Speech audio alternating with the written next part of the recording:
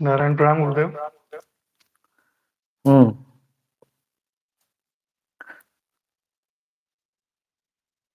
गुरुदेव, आज का विषय है जो गृहस्थ साधक होते हैं वो किस प्रकार की उपासना करें, वैदिक, तांत्रोक्त या फिर पौराणिक। तो ये कई साधकों का इसमें रुचि होती है और प्रश्न भी होते हैं, उनकी शंकाएं भी होती हैं कि गृहस्थ के लिए क्या उचित होता है, कौन सा मार्ग उचित है। तो इसी को लेकर गुरुदेव हमारे पास कुछ प्रश्न भी हैं साधकों के, हम्म। इसमें आपका मार्गदर्शन चाहिए।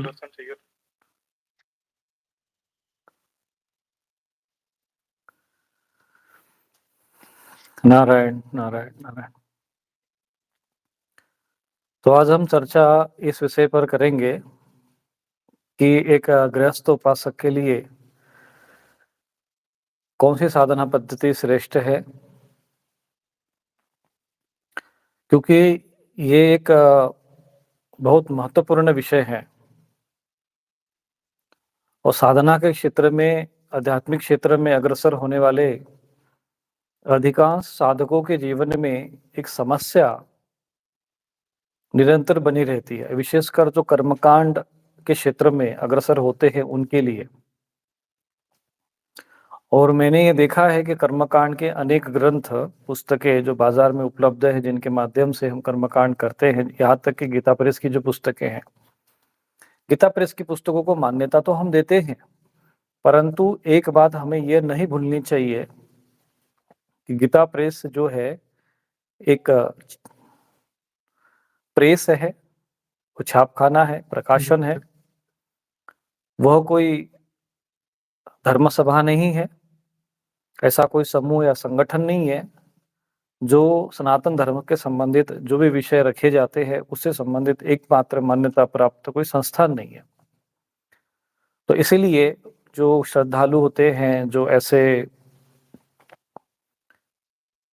सनातन धर्म से अनुयायी जुड़े हुए हैं, उनके निमित्त सहज, सुलभ और स्वस्थ धर्म ग्रंथ उपलब्ध कराया जाए, इस उद्देश्य के साथ वो प्रेस का निर्माण किया गया। परंतु जो कर्मकांड से संबंधित जो पुस्तकें वो छापते हैं वो किसी विशेष लेखक की होती है और उसमें त्रुटियां भी संभव है, इसलिए ये आवश्यक नहीं है कि उनके द्वारा जो प्रिंट की गई है या छापी गई है जो पुस्तकें हैं, विशेष कर्मकांड से संबंधित, साधना से संबंधित, उपासना से संबंधित, तो इसलिए उसमें सावधानी रखनी चाहिए। और हमें अपनी विवेक बुद्धि से संत महापुरुषों के मार्गदर्शन में, गुरु के मार्गदर्शन में, जो हमारे मूलभूत धर्म ग्रंथ है, शास्त्र है, उसके माध्यम से, उसके अनुरूप हमें साधना उपासना पद्धति का मार्ग चुनना चाहिए। जी गुरुदेव।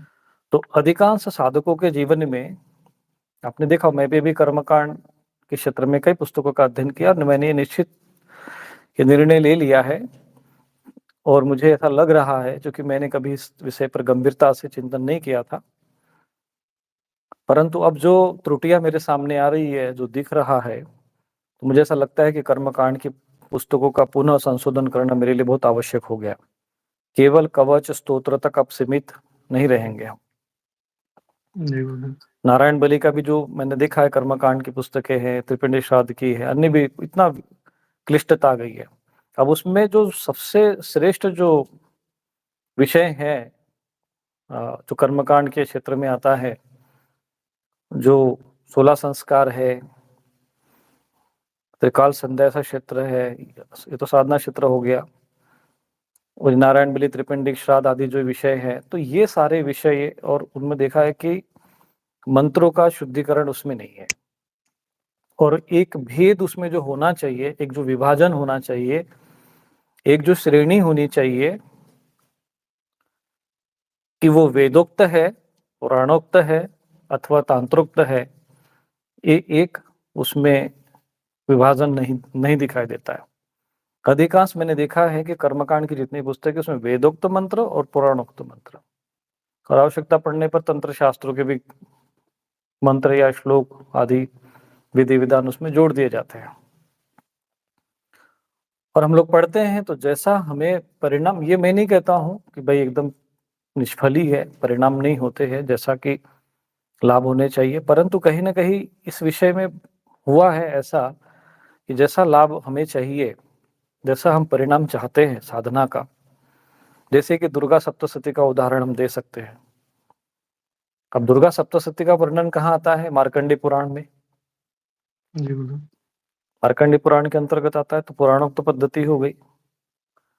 अब उसको तांत्रोक्त विधान बनाया गया तांत्रोक्त पद्धति से। तो उस तांत्रोक्त पद्धति को बनाते समय उस मूल आधारभूत ग्रंथ को किस शास्त्र से लिया गया, उस ग्रंथ का उल्लेख वहां पर उपलब्ध होना चाहिए, जो जैसा कि वहां उपलब्ध कहीं कहीं पर स्थानों पर नहीं होता। जैसे रुद्र यामल तंत्र आदि जो जी, ग्रंथ है, तांत्रोक्त ग्रंथ है, उसमें वो विषय जो है आने चाहिए और दोनों का बीच में सामंजस्य भी होना चाहिए। तो अब यहाँ पर दो साधना ज्यादा अधिकतर जो हमें दुर्गा सप्तशती उपलब्ध है, जो गीता प्रेस के द्वारा छापी जाती है, जो उसमें पाठ पद्धति दी हुई है, वो मूल रूप से तांत्रोक्त है, जी, क्योंकि उसमें विनियोग, न्यास, शाप विमोचन, उद्धार, कई प्रकार शापोद्धार आदि कई ऐसे विधान दिए हुए हैं जो तांत्रोक्त पद्धति से हैं। परंतु मूल रूप से दुर्गा सप्तशती क्या है? पुराणोक्त साधना पद्धति है। तो ऐसे समय में एक सामान्य व्यक्ति, दो श्रेणी के व्यक्ति यहाँ पर दो श्रेणी के साधक हो गए। एक तो जो पुराण पद्धति से यदि देवी भागवत पढ़ता है या मार्कंडेय महापुराण पढ़ता है, तो उसे दुर्गा सप्तशती पाठ का फल मिल जाएगा, क्योंकि मूल रूप से वो भगवती का ही तो ज्ञान जी, प्राप्त करना है ना, उनकी महिमा, महात्म्य, कृपा समझना है, उनका रहस्य समझना है। तो देवी भागवत में भी वो रहस्य उपलब्ध है। तो हमें सामान्य व्यक्ति को, सामान्य श्रद्धालु को पुराणोक्त मार्ग का अनुसरण करना चाहिए, देवी भागवत पढ़ना चाहिए। अधिकांश जगहों पर देवी भागवत को लेकर जैसा प्रचलन होना चाहिए वैसा आप समाज में देखते हैं क्या? वैसा दिखाई नहीं देता, जैसा कि नहीं, अन्य नहीं पुराणों है में वो। दिखते हैं। तांत्रिक तो पद्धति से है। अब हम यदि मैं कहूँ कि कोई जो भी दुर्गा सप्तशती का पाठ पढ़ रहा है, पर जो गीता प्रेस के द्वारा पुस्तक छापी गई वो तांत्रोक्त साधना है, तंत्र साधना है, या कोई व्यक्ति यदि कह दे कि मैं तंत्र साधना करता हूँ, वो इसलिए कि मैं दुर्गा सप्तशती का पाठ करता हूँ, तो तंत्र साधक ही हुआ वो। तो बाहर दुर्गा सप्तशती के उस गीता प्रेस के द्वारा छापी पुस्तक में वहां लिखा थोड़ी है कि तांत्रोक्त पद्धति, ऐसा लिखा है क्या?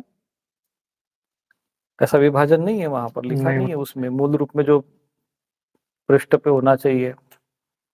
तो ये तीन विभाजन आपको बहुत कम जगह पे देखने को मिलेगा। तो ये जो आपस में सामंजस्य, ये जो बन गया, इसके कारण वो जैसा फल होना चाहिए, क्योंकि वेदोक्त जब साधना करेगा तो वेद पाठी ही करेगा। वेद पाठी भवेद विप्र। विप्र का अर्थ होता है विशेष रूपेण प्रवीण। जो विशेष रूप से प्रवीण हो सो विप्र हो गया, जो क्षेत्र में विशेष रूप से प्रवीण है।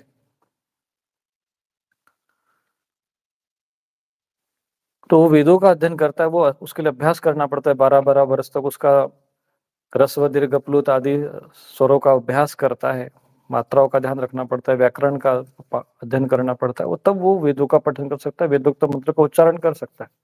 तो सामान्य व्यक्ति गायत्री मंत्र का उच्चारण कर, इसलिए कहा गया सभी व्यक्ति को गायत्री मंत्र का उच्चारण करने के लिए मना किया जाता है, इसलिए किया जाता है कि वो एक योग्य व्यक्ति के द्वारा ही उसको पढ़ना चाहिए। ऐसे ही महामृत्युंजय मंत्र है, अधिकांश महामृत्युंजय मंत्र का उच्चारण अशुद्ध होता है, तो वो एक साधना पद्धति ही अलग होती है, क्योंकि जब आप मंत्र मूल रूप में ध्वनि विज्ञान है, तो उसका ह्रस्व दीर्घ प्लुत, उसका आरोह अवरोह का ध्यान रखना पड़ता है। यदि वो उस रिदम में वो मंत्र नहीं पढ़े गए तो उसका वो प्रभाव नहीं होगा। जी, इसीलिए वेदोक्त मंत्रों को अलग रखना चाहिए, वेदोक्त साधना पद्धति को अलग रखना चाहिए, और ये जो विषय हैं उन्हीं को रखना चाहिए जो वेद पाठी होते हैं, जो गुरुकुल में वेदों का अध्ययन करते हैं, सस्वर अध्ययन करते हैं, सस्वर पाठ करते हैं।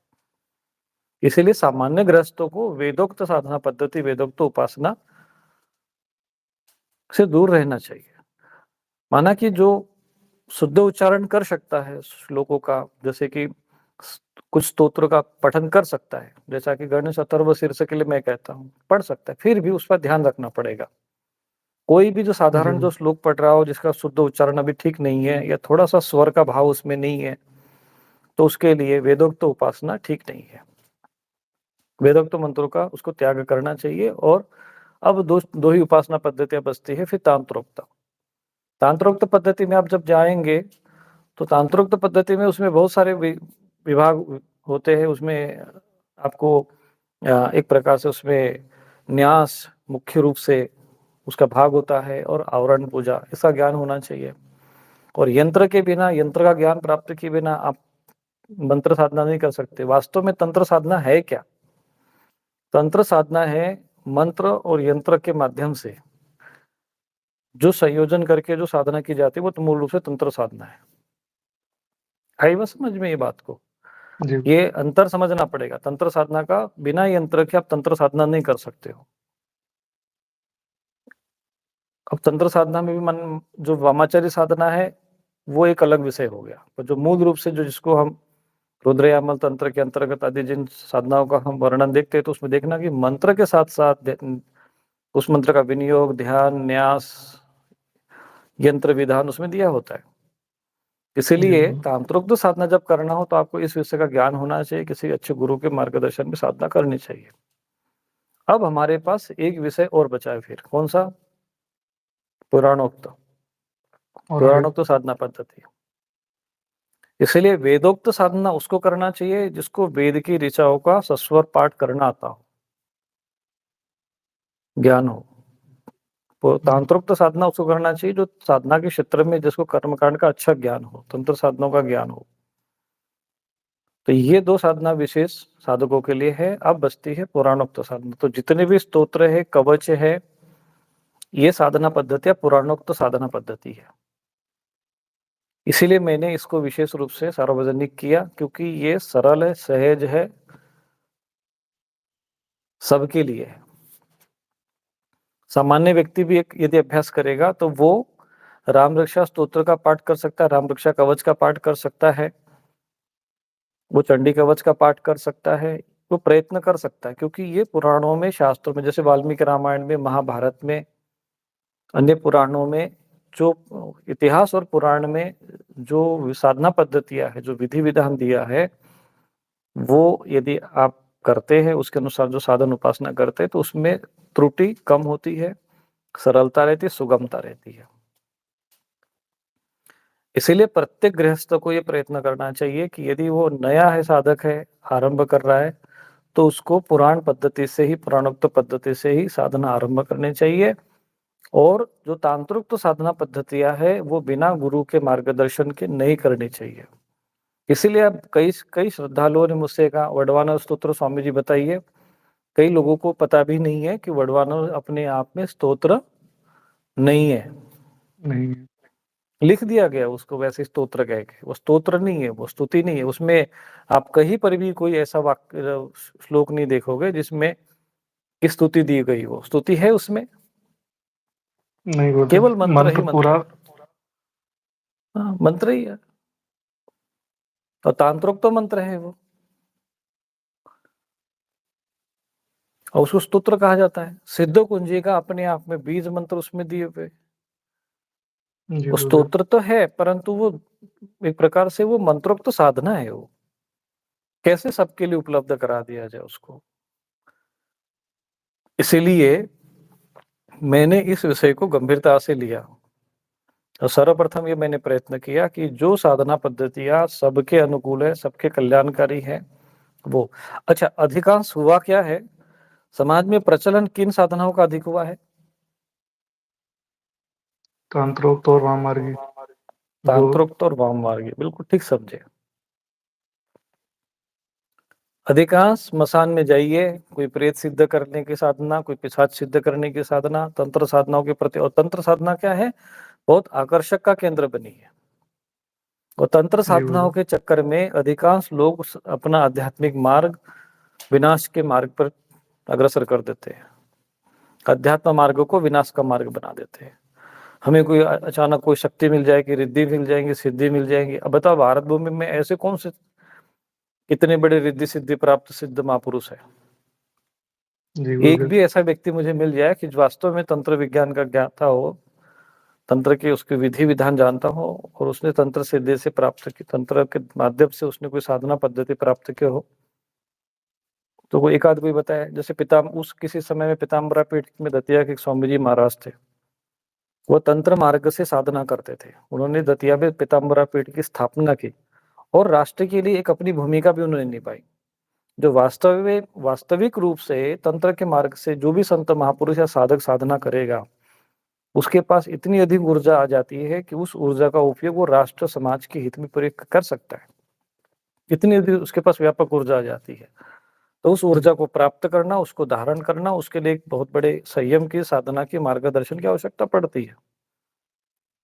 तो समाज में देखना कभी भी जितनी भी पुस्तकें उपलब्ध थी अब तक, जब जब से ये चैनल के माध्यम से मैंने ये कवच को सिद्ध करना, कवच का अनुष्ठान करना, उसकी महिमा के विषय में जब से प्रचलन आरंभ किया है, तब से लोगों को समझ में आया कि हाँ, काल भैरव अष्टक से भी कोई विशेष प्रभाव दिया जा सकता है।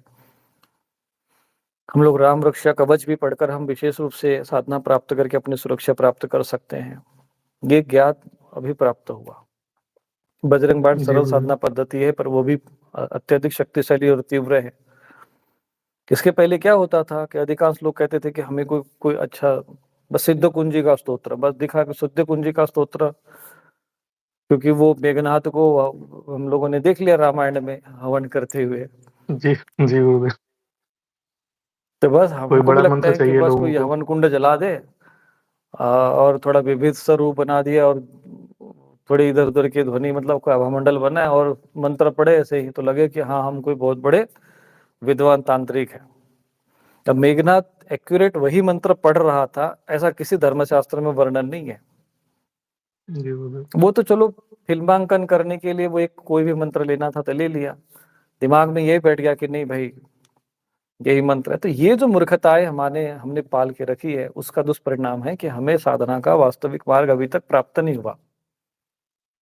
जी गुरुदेव। अब इसके लिए हमें ये चाहिए कि हम सही मार्ग का अनुसरण करें और वो पुराण में दी हुई साधना पद्धतियां, पुराण में दिए हुए कवच, पुराण में दिए हुए मंत्र, पुराण में दिए हुए साधना, वाल्मीकि रामायण, महाभारत, अन्य जो पुराणों में दिए हुए विधि विधान, वो भी श्रेष्ठ, प्रभावशाली और सरल है, सहज है। तो मैंने उस पर अधिक जोर दिया। तंत्र साधना भी एक भाग है, तो परंतु उसके लिए समय देना पड़ेगा, आपके अंदर पात्रता भी होनी चाहिए, और मैंने उसके विशेष जो आवश्यक अंग हैं, षटकर्म विधान है, उसका सरलीकरण कर दिया है। यहाँ तक कि अभी आने वाले समय में मैं त्रिकाल संध्या का स्वरूप रखने वाला हूँ। त्रिकाल संध्या जो आपको बाजारों में उपलब्ध है, वो अधिकांश आपको वेदोक्त पद्धति वाली मिलेगी। स्वाभाविक है, सामान्य व्यक्ति कर नहीं पाएगा साधना, वो वेद मंत्रों का उच्चारण नहीं कर पाएगा ठीक से। तो तो भारत में यदि हम 100 करोड़ अनुमानित मान के चलते हैं कि 100 करोड़ सनातन धर्म के अनुयायी हैं, तो उसमें मुझे लगता है कि 100 में से 10 लाख भी ऐसे व्यक्ति निकालना, 1 लाख भी व्यक्ति ऐसे निकालना बहुत कठिन है जो वेदोक्त रूप से शुद्ध रूप से साधना का कर सकते हो। 1 लाख भी नहीं निकाल पाओगे आप।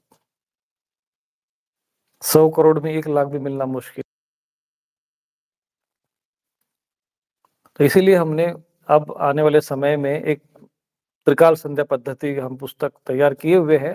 1 वर्ष हुआ है अभी तक, लिख कर रख दिया है। जब भगवती की प्रेरणा होगी उसको सार्वजनिक करेंगे। अभी हमें लगता है कि अभी साधकों में जैसे हम षटकर्म सीख गए हैं, अब लोगों में साधना के प्रति एक रुझान उत्पन्न हुआ। षटकर्म कर लेते हैं और साधना करते तो हमें एक आत्मसंतुष्टि, तृप्ति होती है और शुद्धता का भाव उत्पन्न होता है।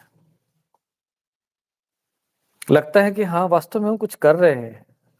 जब हमारे जीवन में लगता है कि एक रविवार में हम 108 पाठ बजरंग बाण पढ़ सकते हैं, 3.5 घंटा बैठ सकते हैं, तो हमको लगता है, आप लोगों को लग रहा होगा कि हाँ, अब थोड़ा कुछ लग रहा है कि हाँ, हम साधक श्रेणी में हैं, और उसका प्रभाव पूरा दिख रहा है।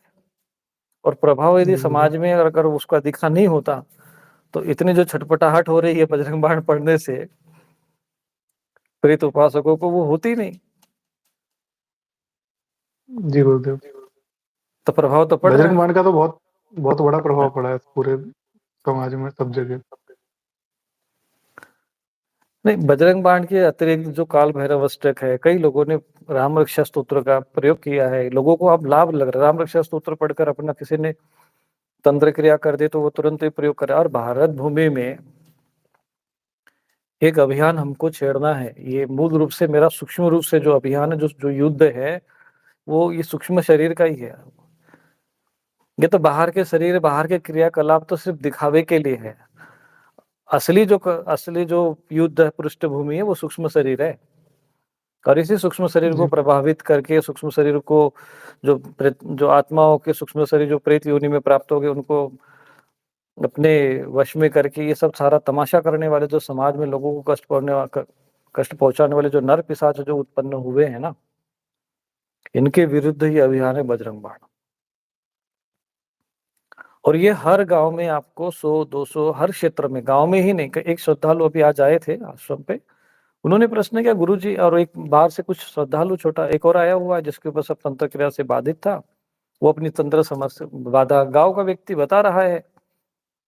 तो उसकी बातें सुनकर जो शहर का व्यक्ति था वो कहता है, अभी बैठे आए थे, आधा घंटे पहले चर्चा वही चल रही थी, तो कहा कि स्वामी जी ये ग्रामीण क्षेत्रों में ये लोगों को क्यों ये सब समस्या आती है, शहरों में ऐसा क्यों नहीं है? मैंने कहा कि मैंने उनको कहा कि शहरों में नहीं है, ये आप कैसे कह सकते हो? आपने इसके लिए सर्वे किया क्या? और मैंने कहा कि जो आजकल दरबार और सरकार जो पूरे चारों तरफ फैल गए हैं, उनके यहाँ जो भीड़ लगाने वाले अधिकांश लोग कौन से हैं? गाँव के लोग हैं कि शहरी है? बताइए। और जी 1-1 बिल्कुल। और 1.5 लाख रुपए देकर जो अपना 1-1 दिन का हवन करवा रहे हैं, वो गाँव का व्यक्ति करा सकता है क्या? जो 500 रुपए की मजदूरी लेकर जो अपना पेट पाल रहा है, वो 1.5 लाख रुपए देकर थोड़ी हवन कराएगा, वो शहर के ही तो लोग करवा रहे हैं। और यदि वो पीड़ित नहीं होते तो वैसा क्यों करवाते? शहर का व्यक्ति भी प्रभावित है। अब ये है कि जी, शहर का व्यक्ति जो होता है वो अपने झूठी मुस्कान में ज़्यादा जीता है, वो बाहर से दिखावापन के कारण वो नहीं बताएगा किसी को अपने कष्ट और तकलीफ है दिखाने। अरे थोड़ा अपना वो स्टेटस और वो सब चीज़ें गाँव मतलब गाँव से वो थोड़ा-सा स्पेशल दिखाने का प्रयत्न करता है। स्टेटस में जीते हैं वो लोग। पर वास्तविकता में ये अंदर से है कि वो लोग भी उससे प्रभावित है। और जी, मैंने कहा जी, कि केवल शहर में ही नहीं है, गाँव में ही नहीं है, भारत में ही नहीं है, विदेश में भी वो लोग प्रभावित है।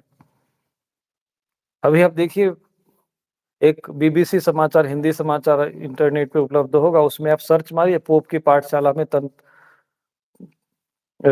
तंत्र मंत्र की पाठशाला, तंत्र मंत्र का कोर्स।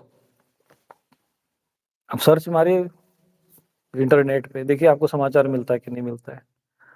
और वो लोग कह रहे हैं, वहाँ के लोग, जब उनसे कहा गया कि भाई ये तंत्र मंत्र का कोर्स क्यों करवा रहे 20-20 हज़ार रुपए देकर, वेटिकन सिटी में भी जैसी स्थिति पर, तो उन्होंने कहा कि हमारे पास लोग आकर कह रहे हैं कि उनको उनके पूर्वज दिख रहे हैं, पूर्वज उनसे वार्ता करते, सपने आदि में दिखते हैं। स्थिति समाज में भी है। तो ये समाज में जो प्रेत उपासक जो सब बैठे हुए हैं, जो नीच मानसिकता के हैं, उनके विरुद्ध हमें उठकर खड़ा होना पड़ेगा, और इसके लिए आवश्यक है कि सर्वप्रथम हम रक्षा कवच सिद्ध करें। जो जी हमारी बिल्कुल। पौराणोक्त सरल साधना पद्धति समाज में आनी चाहिए, जो सार्वभौमिक सबके लिए, सबके लिए कल्याणकारी है,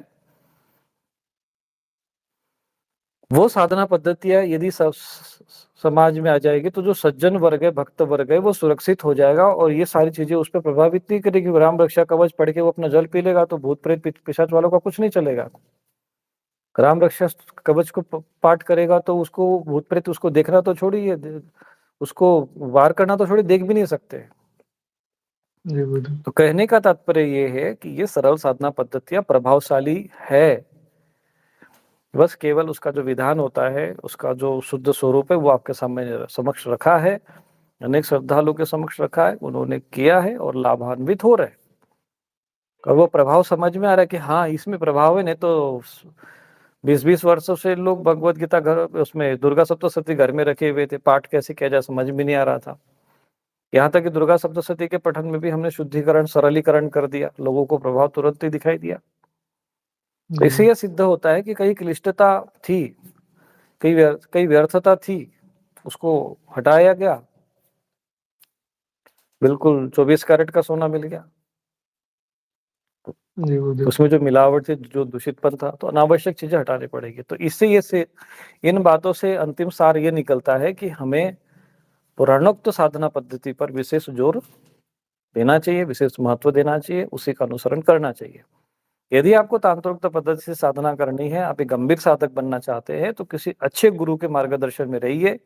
तत्विधि प्रणिपातेन परिप्रेषणेन सेवया उपदेक्षन्ति ते ज्ञानम ज्ञानिनः तत्वदर्शिनः। परंतु तत्वदर्शी महापुरुष, संत महापुरुष ऐसे भी नहीं है कि तुमको रास्ते चलते तुम्हें मंत्र दे देंगे और साधना सिखा देंगे। जो चीजें सार्वजनिक करने योग्य है, जो कल्याणकारी, वो बताई जाएगी, तो क्योंकि वो एक अद्भुत ऊर्जा का माध्यम है, तंत्र साधना। और वेदोक्त तो ब्राह्मणत्व को प्राप्त करने का मार्ग है, ईश्वरत्व को प्राप्त करने का मार्ग है, वो भी होना चाहिए। कौन नहीं चाहता है, हम सब, आप चाहते हैं, हम भी चाहते हैं गांव-गांव में गुरुकुल होना चाहिए, परंतु कितने लोग ऐसे तैयार हैं जो अपने बच्चों को गुरुकुल में पढ़ने को भेजना चाहते हैं आज के युग में? कोई नहीं भेजता। ब्रह्मचारी बनकर कौन है जो एक-एक वर्ष के लिए, एक-एक वेद को सीखने के लिए 12-12 वर्ष अपना देने को तैयार है?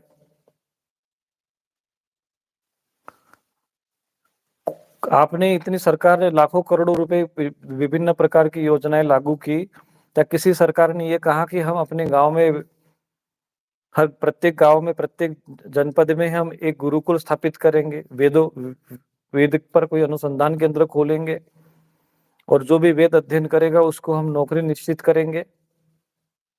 किसी सरकार ने प्रयत्न किया? क्यों करेंगे? इनके खोपड़ी में जो प्रेत पिशाच बैठे हुए हैं वो करने देंगे तब तो इनका शुद्धिकरण करने के लिए ये बजरंग बाण है।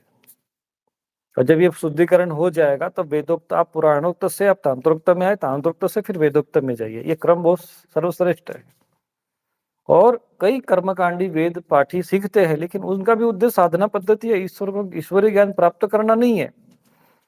बस कर्मकांड करना, रुद्राभिषेक कर दिया, कहीं किसी को समस्या आ गई तो रुद्राभिषेक कर दिया, माना कि वो ठीक है। कर्मकांड, सामान्य कर्मकांड करने से जो अभी भी जिन्होंने जीवित रखा है उनको धन्यवाद इस बात के लिए कि चलो परंपरा कुछ लोगों ने अभी जीवित रखी हुई है, उसको विस्तार रूप देना चाहिए। जन जन में, गांव-गांव में वेदों की ध्वनियां सुनाई देनी चाहिए थी, वेद मंत्रों की ध्वनि सुनाई देनी चाहिए थी, और उसका उद्देश्य भी राष्ट्र के हित में हो तो और अधिक उसका व्यापक स्वरूप बनता। परंतु वही है कि बस कर्मकांड करने, उसके सरकार के द्वारा, समाज के द्वारा प्रोत्साहन नहीं दिया गया। अब भले ही हमारे यहाँ उत्तर प्रदेश में योगी जी की सरकार है, महात्मा जी की सरकार है, प्रशासन है, लेकिन कभी उन्होंने इस विषय में चिंतन किया क्या? नहीं किया। यदि वो चाहता प्रशासन तो हर जिले में एक-एक वेद पाठशाला खोल देते, निःशुल्क शिक्षा देते,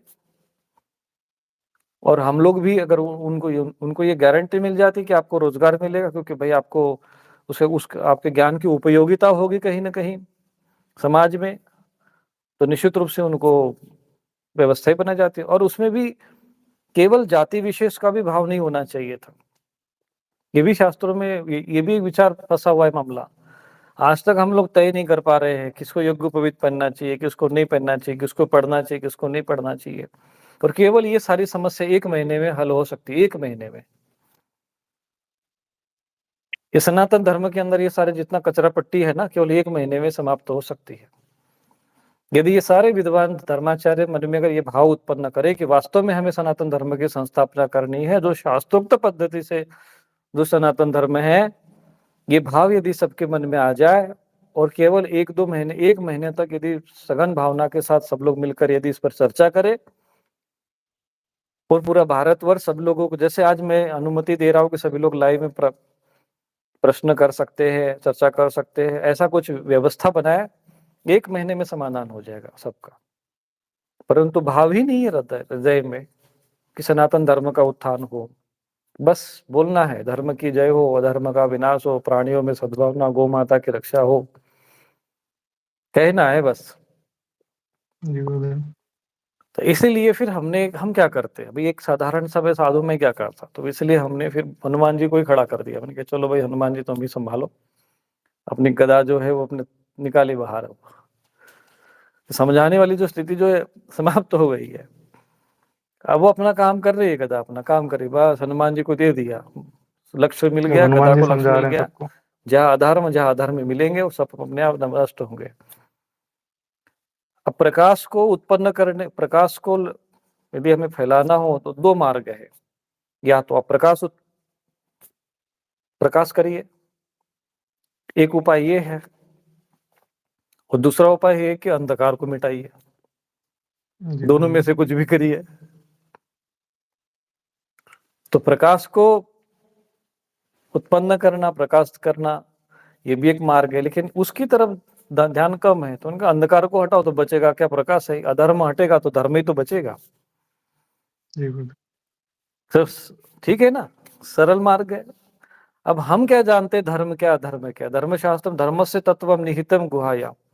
शास्त्र में लिखा है कि धर्म का तत्व तो इतना गूढ़ है कि सामान्य व्यक्ति नहीं समझ सकता, परंतु ये अवसर है हम सबके समक्ष। और सनातन धर्म का ज्ञान, इसकी जो व्यापकता इतनी गहन है, इसका जो विज्ञान इतना अधिक गहन है कि मैं तो 1% भी नहीं जानता हूँ, ऐसे बता रहा हूँ। फिर भी मुझे ऐसा लगता है कि बहुत कुछ प्राप्त है।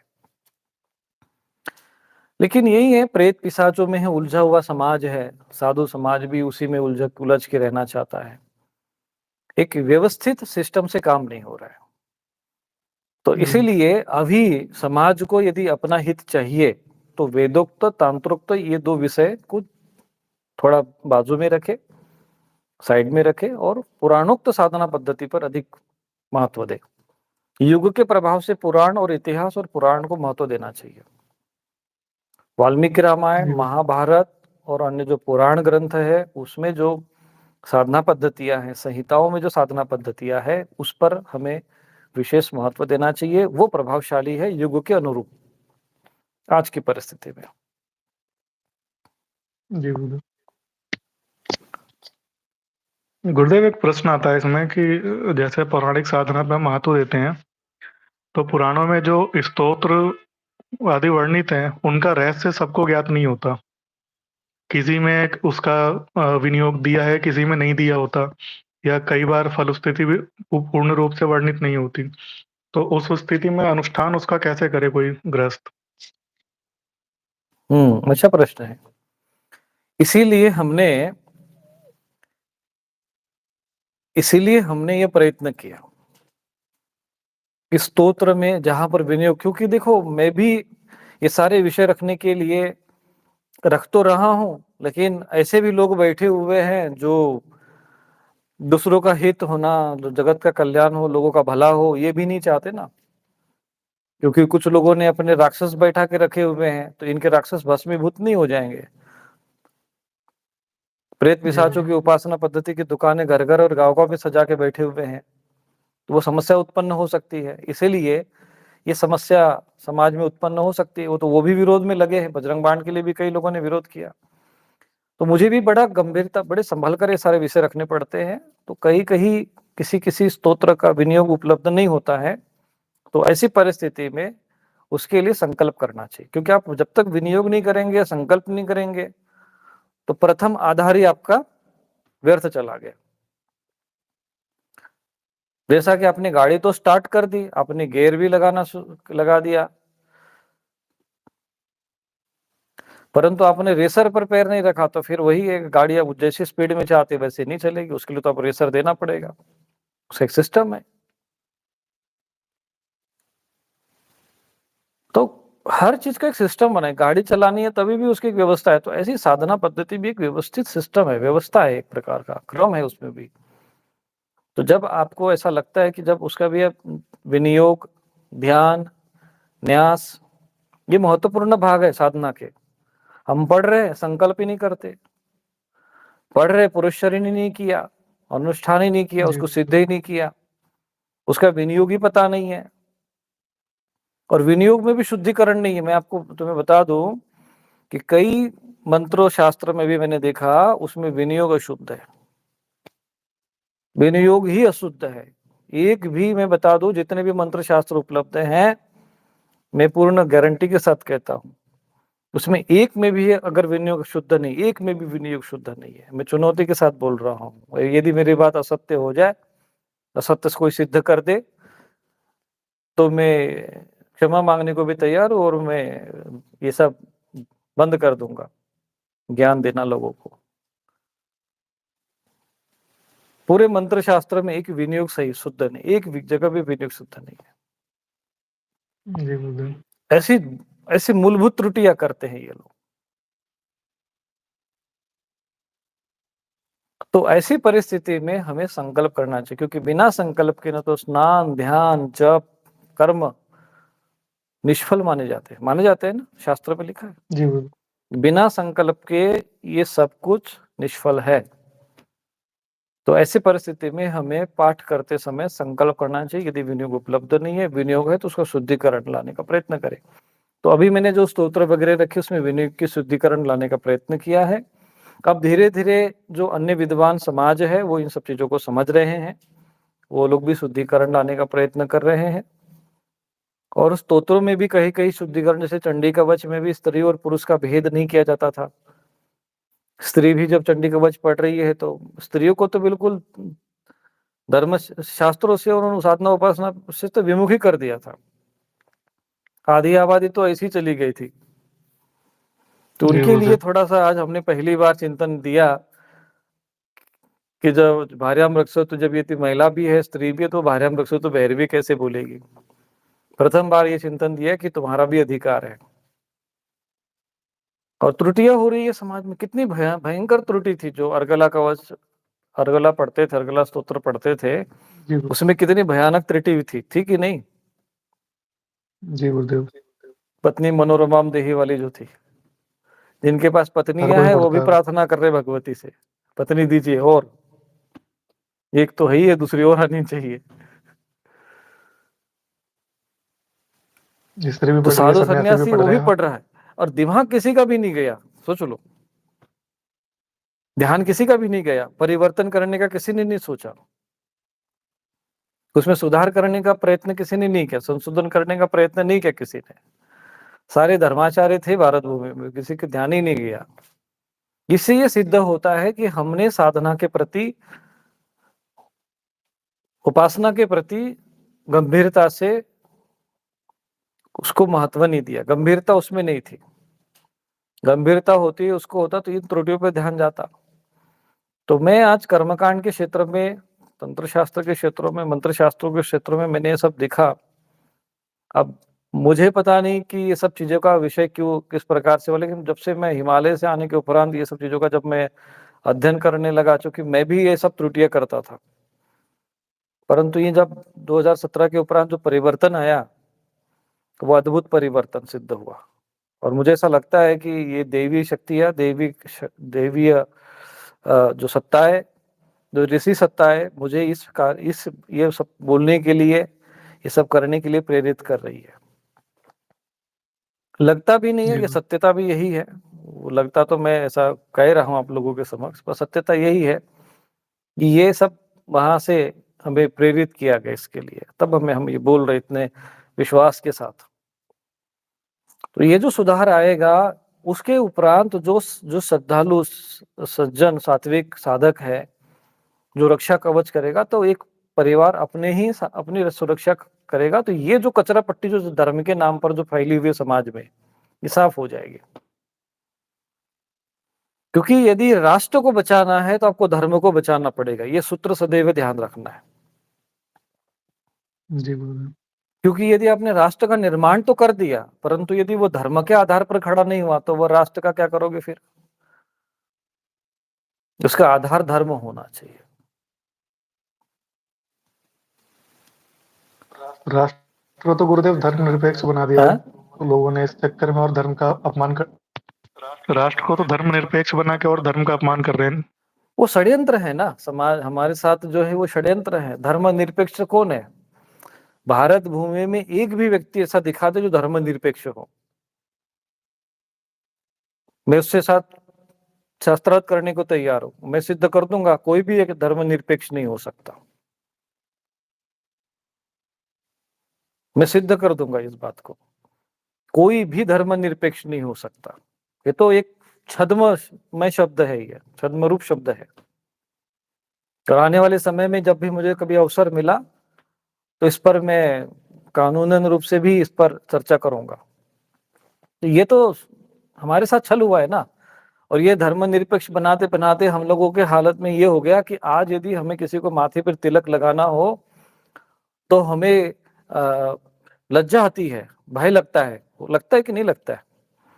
तुम लोग तिलक लगा के यदि अपने कभी जी ऑफिस में चले जाओ, तो लगेगा कि जैसे कोई इंद्रलोक से कोई प्रकट हर हुआ कोई है। पूछेगा कि आज क्या कुछ है? विशेष था क्या। क्या जी लगेगा गुरुदेव। बताओ? हर कोई प्रश्न करेगा आके कि आज क्या था, कुछ विशेष था क्या, तिलक क्यों तिलक लगाया क्यों है? लगाया? सबसे पहला प्रश्न यही होगा। मतलब ये प्रश्न है कि तिलक क्यों लगाया, प्रश्न ये नहीं कि तिलक क्यों नहीं लगाया। यहां पर हम खड़े हैं। जी गुरुदेव। इसीलिए मैंने कहा था कि धर्म के क्षेत्र में अभी हम आपातकाल को वहन कर रहे हैं, आपातकाल की स्थिति में चल रहे हैं हम लोग। क्या ये आपातकाल नहीं है?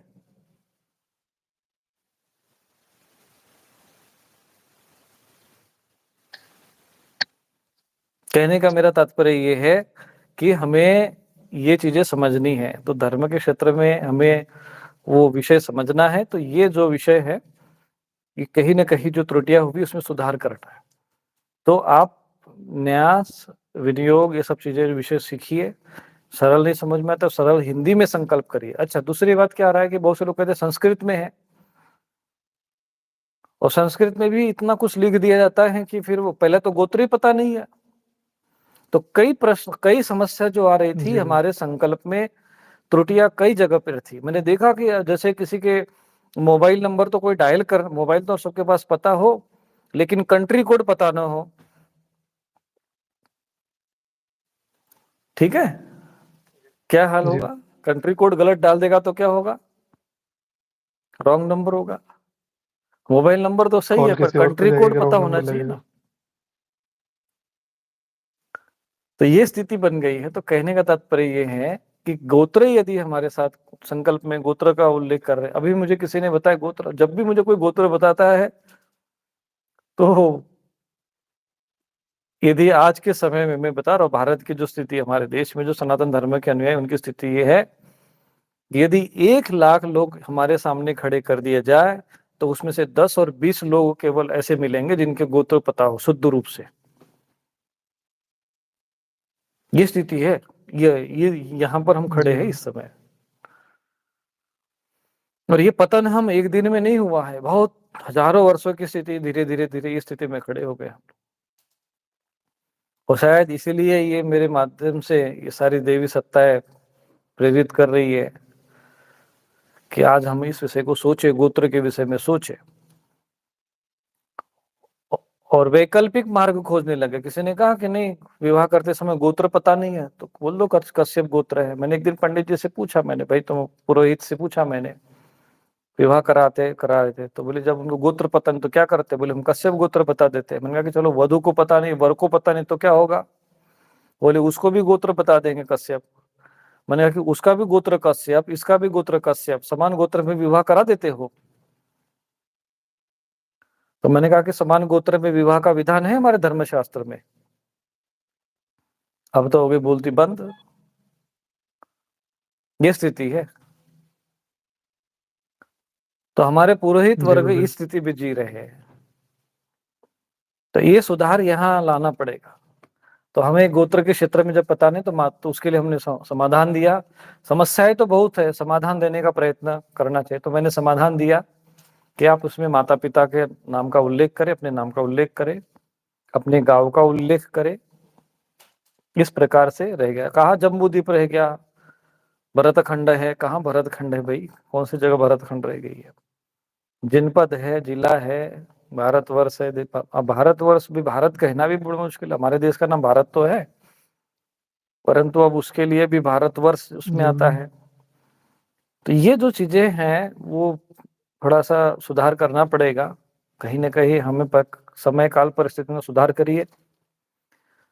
तो वो सारा चीजें मैंने आपको इसलिए संकल्प में जो भी आप लोगों के समक्ष रखे हैं, सरल संकल्प हमने दिया, जैसे बजरंग बाण का संकल्प है दिया, और वो संकल्प काम कर रहा है ना? उसका प्रभाव समाज में दिख रहा है कि नहीं? जी गुरुदेव।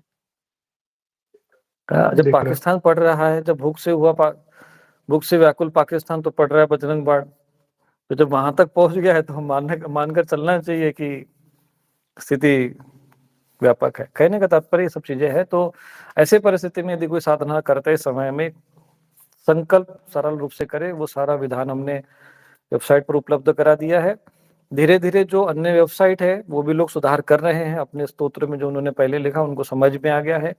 मैं कहता हूं अपनी अज्ञानता का दुराग्रह नहीं होना चाहिए।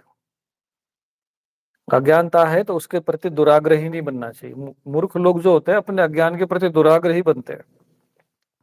हमने कई लोगों को समझाया कि भाई ये देखो ये राक्षस है, इसकी पूजा शास्त्र में विधान नहीं है।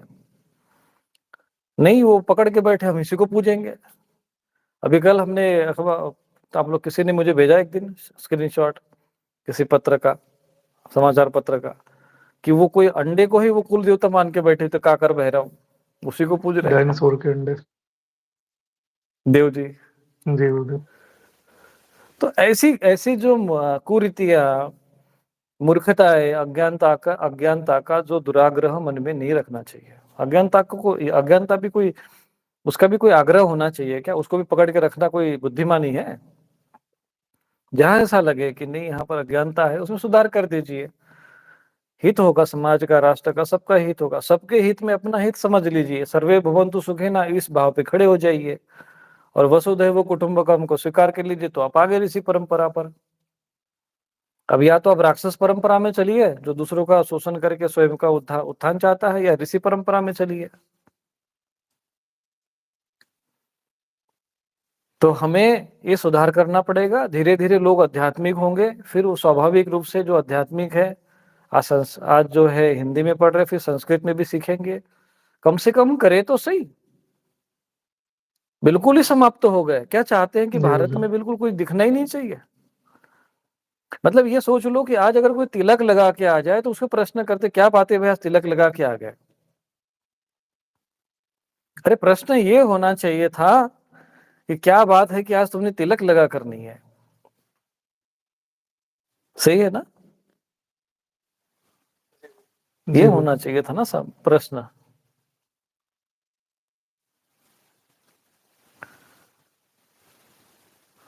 तो ये स्थिति समाज की है। सब उल्टा तो हो ऐसे गया समय मॉडर्न में बनने के समाधान हमने चक्कर में। दे दिया है, सरलीकरण कर दिया, तो उस हिसाब से आप लोग आगे बढ़े। चैनल पर कई प्रकार के स्तोत्र है, उसके सरलीकरण, संकल्प कैसे करना चाहिए, वो भी सारे वीडियोस बना दिए हमने। तो उसका लाभ उठाइए, दूसरों को भी लाभान्वित करने का प्रयत्न करिए। हमारा काम तो हमने कर दिया। जी गुरुदेव। गुरुदेव एक प्रश्न और है कि पौराणिक साधना में क्या मंत्र मंत्र भी होते हैं? मंत्र अनुष्ठान भी पौराणिक रूप से कर सकते हैं? हाँ, अनुष्ठान पौराणिक रूप से कर सकते हैं। जैसे शिव महापुराण में शिव पंचाक्षरी मंत्र का, शिव षडाक्षरी मंत्र का अनुष्ठान करने का विधान दिया हुआ है। पौराणिक पद्धति से भी आपको वो सारे कर्मकांड आपको प्राप्त होंगे जो वेदोक्त साधना पद्धति में, तांत्रोक्त साधना पद्धति में जो कर्मकांड उपलब्ध है। जो भी कर्मकांड चाहिए, आपको संन्यास भी ग्रहण करना है तो भी आपको साधना पद्धति और मंत्र विधान उपलब्ध है। आप 16 संस्कार चाहिए, कर्मकांड चाहिए, मंत्र अनुष्ठान करना है, तो आपको समस्त साधना विधान आपको पुराणों में उपलब्ध मिलेंगे। तो ये 3 विभाजन साधना क्षेत्र में होना चाहिए, नहीं तो ये आपसे इस तरीके से मिलावट रहेगा। तो जैसे कोई नमक और चीनी मिलाकर कोई चीज बना दे, तो वो ना तो वो फिर वो हलवा रहेगा और ना फिर वो उपमा बनेगा। ठीक है ना? तो बीच का ही चीज रहेगा। तो वैसी स्थिति है कि जी साधना गुरुदेव। पद्धति में एक साधना पद्धति का अनुसरण करना चाहिए। वर्तमान समय में पुराणोक्त साधना पद्धति श्रेष्ठ है। जी गुरुदेव। गुरुदेव एक लोगों के मन में भय रहता है तंत्र साधना को लेके। तो जो साधक पौराणिक साधना कर रहा है तो वो उसको ये लगता है कि वो तंत्र साधक से कमजोर है, या ये तंत्र साधक हमारा अहित कर सकता है किसी कारण से। अच्छा, ऐसा ऐसा भी लगता है क्या? जी गुरुदेव, लोगों को लगता है कि तंत्र मतलब तंत्र साधक है, कोई भयानक साधना कर रहा है और कोई मंत्र छोड़ दिया हमारे ऊपर, तो वो उस स्थिति में क्या करेंगे? तो वो उसके लिए अगर राम रक्षा तंत्र कवच या उपासक से शिव किस अमोघ प्रकार से कवच अपनी या रक्षा कर महाकाल सकते स्तोत्र, महाकाल कवच, काली कवच, काल भैरव अष्टक, ये क्या छोटी मोटी साधना पद्धतियां है? इनके प्रभाव आप लोग देख नहीं रहे हो क्या? राम रक्षा कवच यदि कोई सिद्ध हैं? जी कर ले तो गुरुदेव। कोई तंत्र मंत्र उसके ऊपर काम नहीं कर सकता। कोई अमोघ शिव कवच सिद्ध कर ले तो उसके ऊपर कोई तंत्र मंत्र काम नहीं कर सकता। और जो करेगा वो स्वयं मरेगा, ऐसी सेटिंग है उसमें। बजरंग बाण कोई साधारण साधना पद्धति है?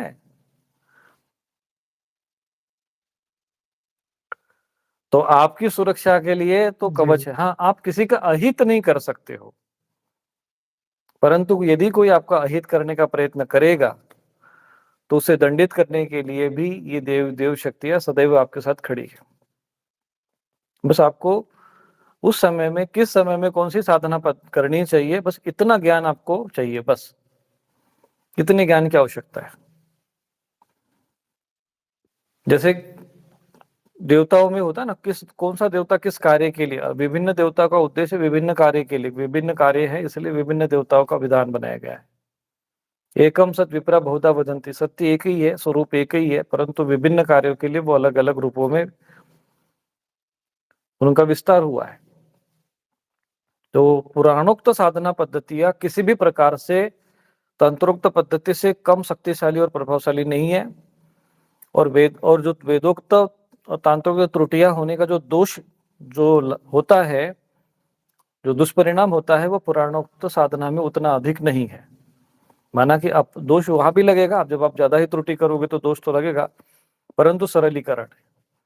और प्रभाव में पुराणोक्त साधना पद्धतियां तांत्रिक साधना पद्धतियों से कम नहीं है। और यदि आप ये पुराणोक्त साधना पद्धतियां करते हैं, अच्छा अनुष्ठान करते हैं, पुरस्चरण करते हैं, धीरे धीरे वो शक्ति आत्मसात होती है। तो वो इष्ट शक्ति, वो देव शक्ति जिनकी आप उपासना कर रहे हैं, जिनका आपने कवच सिद्ध किया है, वो आपकी रक्षा के लिए आवश्यक साधना या मंत्र विधि विधान आपको प्रदान करने में सहायक बनते हैं, स्वप्न आदि के माध्यम से।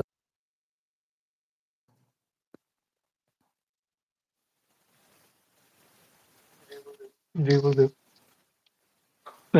गुरुदेव, एक प्रश्न ये भी है लोगों के मन में रहता है कि कैसे पता करें कि हमारे ऊपर तंत्र प्रयोग हुआ है। वो परेशान रहते हैं, हो सकता है परेशानी कोई और हो, लेकिन उनको लगता है कि तंत्र प्रयोग हुआ है हमारे ऊपर। उसके लिए स्वयं साधना और करे, वास्तव में अगर बजरंग तंत्र बाण का प्रयोग पाठ हुआ है, करे। तो ये सब चीजें जो कचरा, जैसे मान लो आपके घर में कोई कचरा है, कहीं पर कोई बदबू आ रही है, दुर्गंध आ रही है, आपको अच्छा बुरा नहीं लग रहा है, तो आप झाड़ू लगाइए ना, पता करिए ना वहां पर। आप स्वयं झाड़ू उठा देंगे तो वो भी कचरे का पता चल ही जाएगा। खोजेंगे तो क्यों नहीं पता चलेगा। होता क्या है कि जिसको थोड़ा सा कोई तंत्र मंत्र या कोई परेशानी ऐसी महसूस हुई, वो ऐसे लोगों के पीछे भागता है जहां जाकर माथा टेक दे और हमारा काम हो जाए। और फिर भी ये पाखंडी और अधर्मी समाज में क्यों पनपते, ज्यादा मात्रा में ऐसे ही पनपते रहते हैं। इसलिए हमें पहला प्रयत्न यह करना चाहिए कि हम स्वयं साधना करें। यदि आप ऐसी स्थिति में नहीं बनती तो शुद्ध सज्जन सात्विक संत महापुरुषों के सानिध्य मार्गदर्शन में ही थोड़ा सा बहुत अपने को अनुष्ठान आदि करना चाहिए। उनके मार्गदर्शन में ये सब करना चाहिए जो शास्त्रोक्त लगे। जहां पर ये दिखावटी चमत्कार प्रदर्शन ये सब चीजें जहां हो, समझ लेना चाहिए कि ये समाज को छलने के लिए सब चीजें हैं। जहाँ आवश्यक चीजें, ठीक है, आवश्यक प्रदर्शन जहाँ रिद्धि सिद्धि संत महापुरुषों के साथ में चमत्कारिक अनुभूतियां नहीं होती, ऐसा बात नहीं है। परंतु वो जानबूझकर ये सब शक्तियों का प्रदर्शन नहीं करते, परंतु उनकी जो दैवी शक्तियां होती है वो सतत सक्रिय होकर काम करती रहती है। जिन सिद्ध महापुरुषों के पास शक्तियां इस प्रकार से प्राप्त होती साधना के माध्यम से, तो वो शक्तियों को स्वतः ही सक्रिय नहीं करते, बल्कि अपितु वो सक्रिय जो शक्तियां वो स्वतः ही सक्रिय होकर कार्य करते जो उनके संपर्क में आते हैं। तो ऐसे महापुरुषों के सानिध्य में जाना चाहिए। पहला तो उपाय ये है, ना तो अपन स्वयं साधना करिए। जब साधना करते करते, जैसे आप बजरंग बाण पढ़ रहे हो, तो आपको पता चल रहा है ना आपके घर में कुछ परेशानी तो है। बजरंग बाण पढ़ रहे हैं और कोई आपको आपकी साधना में परेशानी कर रहा है, कोई सपने में आकर कह रहा है कि बजरंग बाण मत पढ़ो, तो कोई तो किसी पे तो गदा पड़ रही है। नहीं तो क्यों आके तुम्हारे सपने में कहेंगे बजरंग बाण मत पढ़ो। उसे कैसे पता चल रहा है कि तुम बजरंग बाण पढ़ रहे हो? कोई तो है। ये सारी शक्ति आपको सहायता करेगी। तो इसलिए मैंने बजरंग बाण अभियान सरल रूप में दिया। इसकी यही से आरंभ कर सकते। षटकर्म करिए, राम रक्षा कवच कीजिए, काल भैरव अष्टक, काली कवच, ये सारी साधना पद्धतियां करिए कि आपकी पृष्ठभूमि बन जाएगी। तो आपको आगे का मार्ग भी आपको दिखेगा और वो देव शक्ति स्वतः ही फिर आपको प्रेरित करना आरंभ कर देगी, आगे बढ़ाना आरंभ कर देगी। जी गुरुदेव। गुरुदेव, यदि वास्तव में तंत्र प्रयोग हुआ हो घर पे किसी के या किसी के ऊपर, तो सर्वप्रथम ये एक साधक गृहस्थ के रूप में और पौराणिक साधना के उपाय से वो सब सर्वप्रथम क्या करें? सर्वप्रथम वो गणेश जी की उपासना करें। गणेश जी का जो कोई शतनाम स्तोत्र पाठ करे, उनको प्रार्थना करे, हनुमान जी की उपासना करे, भैरव जी की उपासना करे। ये जो रक्षक गण होते हैं, इनकी उपासना करे पहले। यहाँ से फिर आपकी बुद्धि पर जो बंधन है वो धीरे-धीरे कटने लग जाएगा।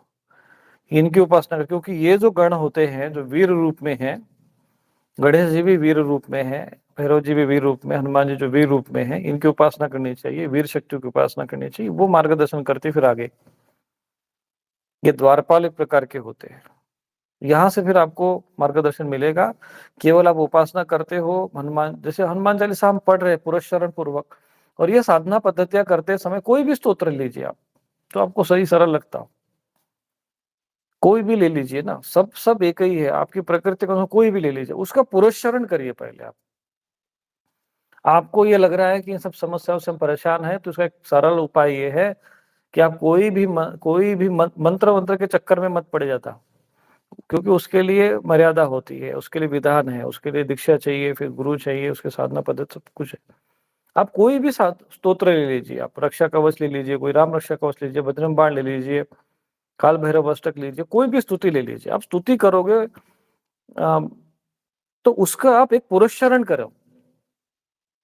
कोई भी ले लो आप, शतनाम स्तोत्र ले लो, सहस्त्र नाम ले लो, उसका पुरस्चरण करो आप। दुर्गा 32 नाम ले लो, उसका पुरस्चरण करो, अनुष्ठान करो आप उसका।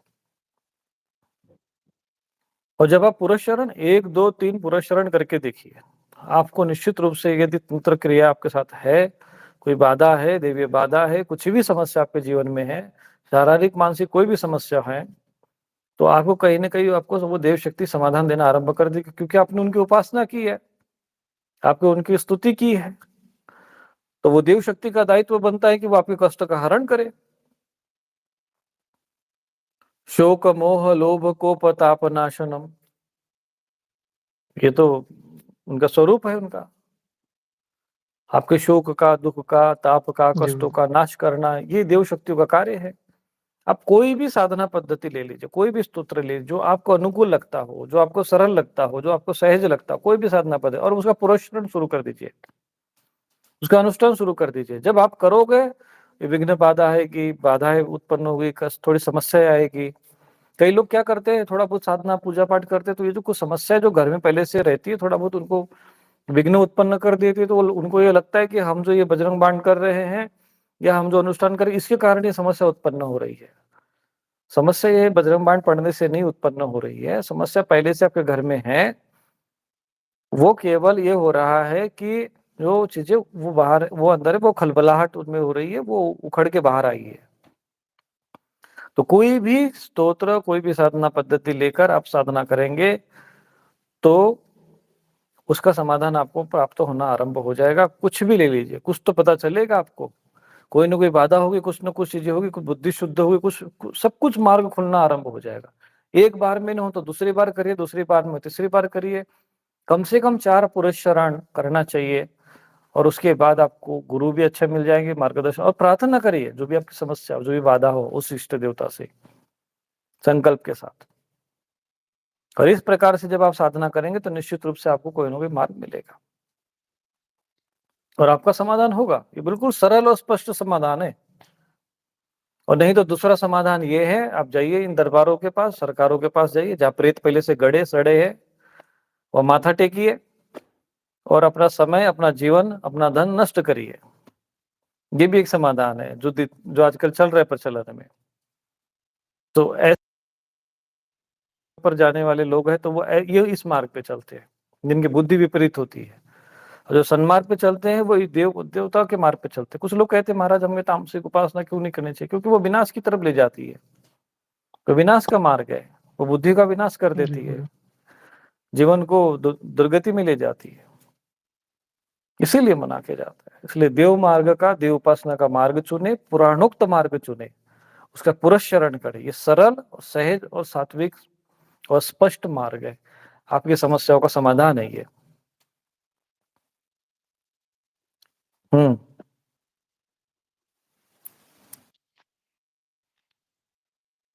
एक प्रश्न है गुरुदेव लाइव में कि अमोघ शिव कवच पौराणिक है या तंत्रोक्त है? अमोघ शिव कवच पुराणोक्त साधना पद्धति है, परंतु उसमें जो मंत्र वगैरह जोड़ देने के कारण उसको तांत्रोक्त स्वरूप मिला हुआ है। तो आप उसको पुराणोक्त ही है वो साधना पद्धति, परंतु मंत्र जोड़ देने से वो तांत्रोक्त हो जाता है। उसका न्यास विनियोग वगैरह सब जोड़ देने से वो तांत्रोक्त पद्धति हो गई।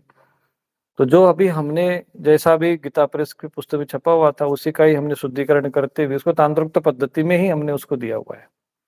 इसीलिए अमोघ शिव कवच हम सभी के लिए नहीं कहते। शिव रक्षा कवच, उसके शिव रक्षा स्तोत्र हमने अलग से दिया हुआ है। शिव रक्षा कवच आप उसको पढ़िए, जी वो गुरुदेव। स्तोत्र रूप में, स्तुति रूप में है, भगवान से प्रार्थना है उसमें। अमोघ शिव कवच कर सकते हैं, लेकिन उसके जो विशेष साधक है, जिनको अच्छा सा थोड़ा अनुभव साधना का, वही करे। और वो भी एक श्रेष्ठ साधना पद्धति है। अमोघ शिव कवच से जो लाभ होता है बड़ा श्रेष्ठ कारक लाभ होता है। जी गुरुदेव, उसके अनुभव तो दिव्य होते हैं काफी।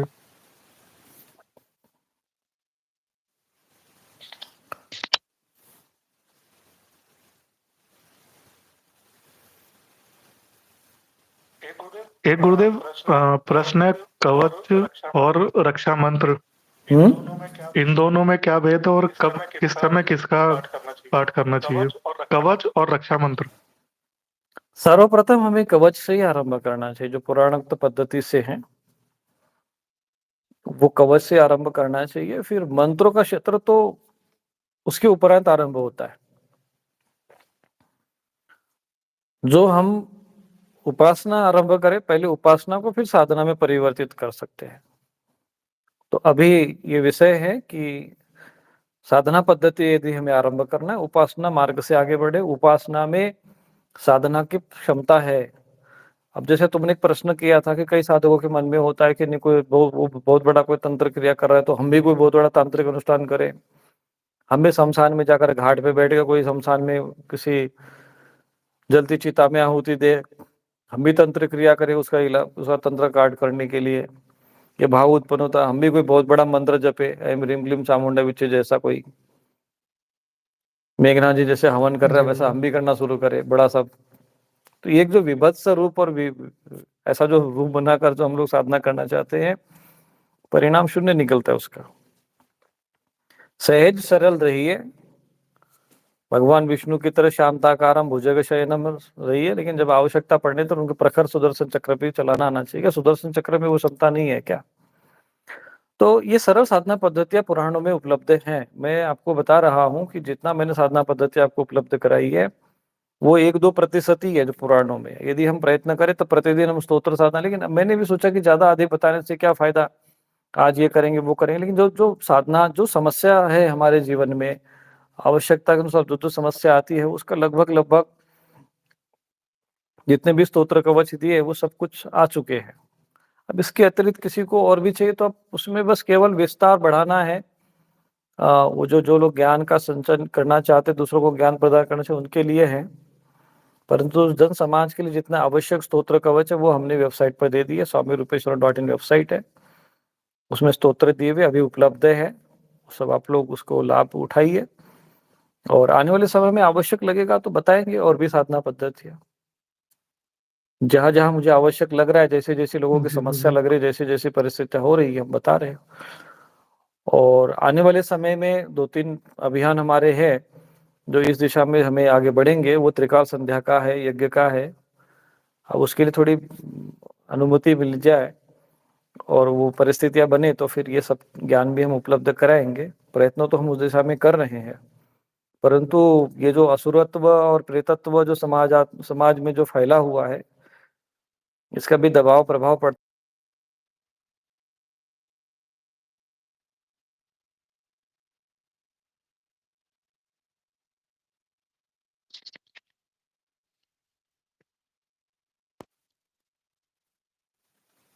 तो ये सारी जो बाधाएं हैं वो आती रहती है। तो हम ये समझ में आना चाहिए हम लोगों को कि ये सारा विषय इतना सरल नहीं है। फिर भी हम प्रयत्न कर रहे हैं इस दिशा में अच्छे से अच्छा। पूरे देश में 1-2-3 वर्षों में यदि ये सब धारा प्रवाह चलती रही तो हम सबको इस विषय में संज्ञान में लाने का प्रयत्न करेंगे। मैं ये कहूँगा कि आप अपने घरों में वाल्मीकि महारामायण, महाभारत आदि धर्म ग्रंथ रखिए, शिव पुराण आदि धर्म ग्रंथ रखिए, उसका अध्ययन करिए। भागवत महापुराण धर्म ग्रंथ रखिए, देवी भागवत रखिए, उसका पठन पाठन करिए, वाचन करिए और उसका लाभ आपके जीवन में दिखेगा। इसके अतिरिक्त जो कुछ नियम हमने आपको बताया तर्पण श्राद्ध की, वो भी करिए। साधना काल में बहुत सारे विघ्न बाधा आते हैं, तो उसका समाधान ये सब क्रिया कर्मकांड से होना चाहिए। अच्छा, कई लोगों के मन में होता है कि हम ये सब क्यों करें, तो फिर ये ना करें तो फिर क्या करने आए हो यहाँ पर पृथ्वी पर? पशु की भांति के आहार निद्रा भय मैथुनम में ही लगे रहने हैं, ये तो पशु का जीवन है। ये तो धर्मो ही एको तेषाम विशेषो कर्तव्यो धर्म संग्रह। या धन का संग्रह करके कहाँ जाना चाहते हो आप? अंतिम स्थिति क्या है फिर? तो धन संग्रह की जगह धर्म संग्रह में हमें ध्यान देना जी। चाहिए। तो कई लोगों के मन में ये भी रहता है कि इसमें है, उधर ध्यान ही नहीं जाता है और पूरा जीवन खपा देते लोग। मैं देख रहा हूँ कई लोगों के जीवन में ऐसी समस्या आ रही है, वो कमाने में लगे हैं, संघर्ष कर रहे, परिश्रम कर रहे, और जीवन में केवल संघर्ष ही चल रहा है। सुख और शांति का जो एक स्वरूप उनके जीवन में होना चाहिए, वो आ नहीं रहा। अभी एक श्रद्धालु आए बॉम्बे से हमारे पास, आश्रम में बैठे हुए, कह रहे कि भाई विवाह क्यों नहीं किए? उन्होंने कहा विवाह क्यों नहीं किया? तो कह रहे कि बस सोचे कि चलो कमाएंगे तो अच्छा मकान बनेगा, घर बनाएंगे तब विवाह करेंगे। तो मैंने कहा कि क्या अभी तक घर नहीं बना? बोले कहाँ महाराज, पूरा जीवन निकल गया घर बनाने में, तो विवाह कहाँ से हो पाएगा? तो पूरा जीवन संघर्ष में निकल जाता। तो ऐसा जीवन संघर्ष में न निकले, इसके लिए ये पितरों के प्रति जो आपका दायित्व है, कर्तव्य है, उसको निभाइए। धर्ममय जीवन व्यतीत करें, थोड़ा अध्यात्म की और अध्यात्म को जीवन का भाग बनाइए, थोड़ा स्वाध्याय को भी जीवन का भाग बनाइए, साधना उपासना करिए। एक घंटा 1-2 घंटा समय दीजिए साधना में। ये एक अच्छा मार्ग है, श्रेष्ठ मार्ग है, सुख शांति का मार्ग है। बड़ी आपको सुख शांति मिलेगी इसमें। यहाँ वहाँ भटक कर समय नष्ट करना, चलो टाइम पास करने के लिए कहीं घूमने चलते, यहाँ वहाँ करने से अच्छा है कि अपना साधना भूमि में साधना करने का मार्ग चुनिए। ऐसे जगहों पर जाइए जहाँ साधना स्थलियाँ है, जहाँ साधना का ज्ञान मिलता हो, मार्गदर्शन मिलता हो, और जीवन को सार्थक बनाइए। क्योंकि मानव शरीर साधन धाम मोक्ष कर द्वारा, ये मनुष्य शरीर साधन के लिए मिला है, साधना के लिए मिला है, और हम लोग उसको नष्ट कर देते हैं केवल पशुओं की भांति भोग विलास करने में। और परिणाम होता है कि हमको लगता है कि मरने के बाद किसने देखा है? मरने के बाद भी जीवन होता है, क्योंकि आप कभी मरते नहीं हो। और फिर वो प्रेत योनि में जाना पड़ता है, दुर्गति में जाना पड़ता है। तो जो लोग अभी अपने मूर्खता के कारण, अज्ञानता के कारण धर्म का जीवन नहीं जिए, इसीलिए प्रेत योनि में भटक रहे, तो उनको भी सदगति करवाइए उनकी भी, और अपनी भी दुर्गति न हो, इसीलिए अपना भी जीवन धर्ममय बनाए। यही एक सर्वश्रेष्ठ मार्ग है। और इसके लिए समाधान क्या है, मार्ग कैसे चुने? तो उसके लिए हमने कहा कि तस्मा शास्त्रम प्रमाण, शास्त्र उपलब्ध है आज भी, अभी भी है, सब कुछ उपलब्ध है, कहीं कुछ नष्ट नहीं हुआ है। यदि कहीं नष्ट और भ्रष्ट हुआ है तो हमारी बुद्धि नष्ट भ्रष्ट हुई है, बस उसको सही जगह पर लेकर आना है। जी। तो आज इतना ही, और कोई विशेष प्रश्न तो आज रहे नहीं। बाकी जो विशेष प्रश्न होंगे लिए जाएंगे। और बाकी जिनको भी, कई लोग लाइव में हैं, तो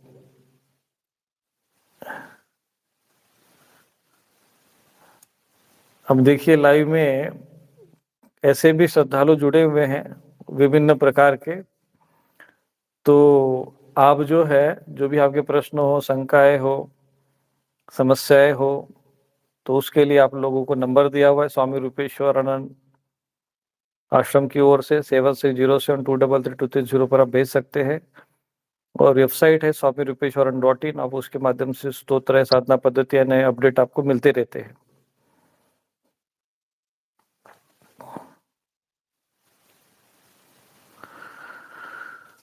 और भी कोई प्रश्न है तो हम कल इस विषय पर चर्चा करेंगे। अभी जो लाइव में जितने भी प्रश्न आए हैं, तो जो भी श्रद्धालु, जो सेवा श्रद्धालु है, वे उसको संकलित कर ले। सभी प्रश्न जो आए हुए हैं उनका संकलन कर ले, उसको नोट कर ले। हम अगले सत्र में, अगले लाइव में जो अब निरंतर प्रयत्न करेंगे 9:30 से 11:30 बजे के बीच में प्रतिदिन देने का प्रयत्न करेंगे।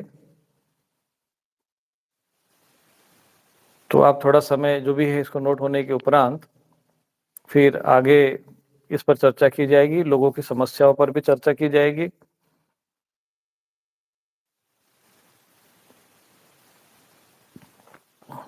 जी गुरुदेव। गुरुदेव अभी भी एक आग्रह श्रद्धालु है, करना कई चाहूंगा लोग सबसे। कहते हैं आई हैव क्वेश्चन।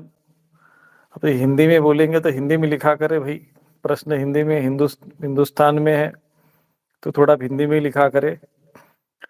और अपनी समस्या आप यहाँ पर लाइव में लिखने के साथ साथ यदि आप 7607233230 पर भेजे, ठीक है।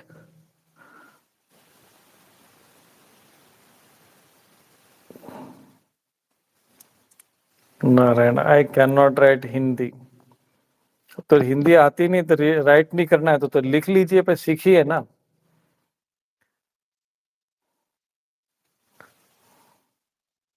अब ऐसे भी प्रश्न आ रहे हैं, जैसे किसी ने कहा नौकरी नहीं लग रही, बहुत प्रयास कर रहा है, इंटरव्यू भी देख रहा हूं, तो ऐसे भी जो प्रश्न आ रहे हैं, इन प्रश्नों को भी हम लोग एक दिन चर्चा का विषय बनाएंगे, ठीक है। जी जैसा कि गुरुदेव। लोगों के प्रश्न धन जैसे ही आ प्राप्ति गए, और किसी की नौकरी नहीं लग रही है, कोई परेशानी है, तो उनको ऐसे में क्या करना चाहिए। स्वाभाविक है, ऐसे प्रश्नों को डिलीट मत करया करें, इनको नोट करके रखें और इन प्रश्नों को नोट करके आप इसमें जो भी उनकी समस्याएं हैं उस पर हम चर्चा करेंगे कि आखिर एक व्यक्ति को ऐसे कोई समस्या आ रही है तो ऐसे समय में वो क्या समाधान करे। एक पर्टिकुलर जो उसकी समस्या है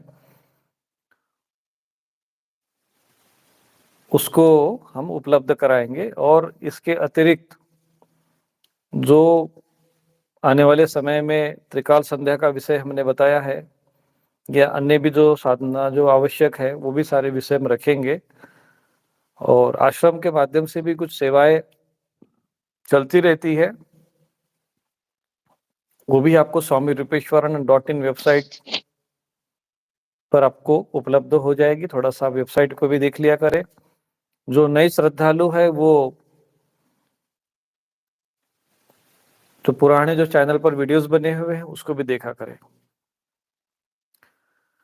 तो आप ये जो छोटे मोटे प्रश्न रहेंगे, जैसे भी लोगों की समस्याएं हैं आ रही है, इस प्रकार की समस्या है, किसी का माइंड का समस्या, कुछ भी प्रश्न है, तो जो भी समस्याओं का एक विषय हम लोग अभी लिया करेंगे, तो इसके लिए अगला लाइव रहेगा। तो अभी जो विषय ज्ञान के विषय के साथ साथ लोगों की समस्या और उसके समाधान को लेकर भी हम चर्चा करेंगे। तो आज इतना ही। नारायण नारायण नारायण।